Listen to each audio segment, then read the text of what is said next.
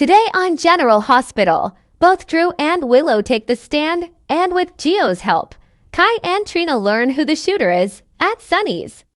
Joe tells his grandfather he's heading out to the Quartermains and rushes out just as Christina turns up. Christina stopped by to grab her tablet, which she forgot, and is dreading heading to court today. Sunny tries to reassure her that even if Willow is acquitted, it doesn't mean the DA will go after Michael. In the Quartermain foyer, Brooklyn and Dante run into one another, and they inevitably discuss the situation with Chase. Dante hates that he had to suspend him, but also admits that Chase might not have been wrong about Willow. As they discuss the case, Joe walks in and hears Brooklyn ask Dante if something happened that he now thinks Michael may have set up Willow. Dante and Brooklyn drop the topic when they see their son, and Joe explains he came to play games with Wiley and keep him company. Brooklyn excuses herself to get Wiley, and Joe asks Dante if he thinks Michael framed Willow. Dante doesn't. No, and says they'll have to wait for the court to reach a verdict. Dante takes off. Outside the courtroom, Trina and Kai discuss Joe heading this, and that this may be their last chance to find out the truth. In court, Alexis puts Drew on the stand, and he recounts various interactions with Michael, as well as Jason beating him up, which he claims Michael sent him to do. He goes on to recall Michael attacking him at the Metro Court and ordering him to stay away from his kids, and Michael and Carly finding out that he and Willow were back together the night he was shot. Justy gets to cross-examine, and Drew details Michael's hostile takeover of Aurora, which she tries to turn around as Michael's revenge for Drew stealing his wife. She also brings up Judge Heron and the receipt for the transfer of $1 million to her, found in his safe, which was dated the day before she found the custody case in Michael's favor.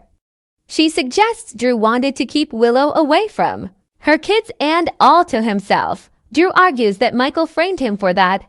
That's when Drew completely loses it on the stand and rails against Michael and the Quartermains, and how he is just as much of a Q as all of them. As they watch, Willow begs Alexis to stop this now. Drew keeps ranting, basically accuses Michael of shooting him, says he'll rot in prison, and he and his wife will take their kids home and live happily ever after. Justine has no further questions. Willow clearly realizes Drew just made things worse, and Nina blasts Drew for likely losing the case for Willow.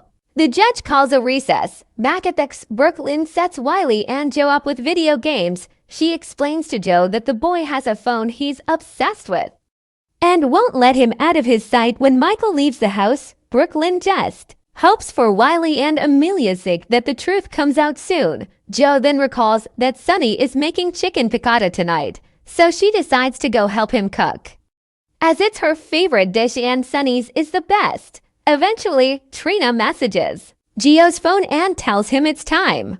Back outside of court, Christina, Dante, and Michael discuss what went down as Kai and Trina are nearby. Michael's phone finally rings, but his ringtone is his son's voice saying, "Daddy, it's Wiley."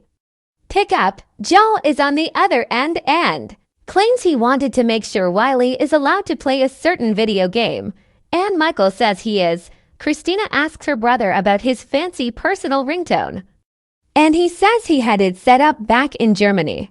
Meanwhile, Kai and Trina realize Michael may not be the shooter. Across town, Brooklyn arrives at Sunny's to help him cook, but also to thank him for coming together with her father and giving Joe the violin on Christmas. She feels grateful that she and Joe are finally becoming closer. Back in court, Alexis tells Drew that he just blew it, and Willow has to take the stand or she will lose this case. Willow agrees to testify. Willow is sworn in, and she confirms to Alexis that she did not take Edward's gun from the estate or place it in a drawer in Liz's place where she was staying. She recounts finding Michael waiting alone for her one day at Liz's, and he claimed he wanted them to go to therapy so she could see her kids. It was at therapy the next day that she was arrested in front of her children. Willow goes on to say she believes the weapon was planted by Michael, who shot her husband and framed her. Alexis continues to question her about her involvement with Willow goes on to explain that during her leukemia diagnosis, she became close with Drew, and how he risked his life to save hers by bringing her Aunt Liesel home to be her donor. She says Drew was her hero, which is why she fell in love with him. Willow goes on to say she was doing everything she could to get her kids back. But Michael's demands became increasingly unpredictable. She says that's why Drew got upset earlier, as he knows better than anyone that Michael keeping her from her children is the best way to hurt her. She also believes Michael wants her to go to prison. Justine gets her chance to cross-examine, bringing up Judge Heron's ruling, and wonders if Willow blames Drew for losing custody of her children. Willow says she doesn't. Justine shows Willow a photo of Edward's gun and asks if she ever touched it. Willow looks at the photo, and we see a flashback of someone opening the gun casing and taking it. It's Willow. She then tells Justine she never touched the gun. In court, Justine asks about the night she left the hospital, the night of Drew's shooting, and if she felt out of control having just heard of the judge's death. We see more flashbacks of Willow crying in the hallway and rushing off. Willow claims all she could think about that night was her children and wanting to be with them.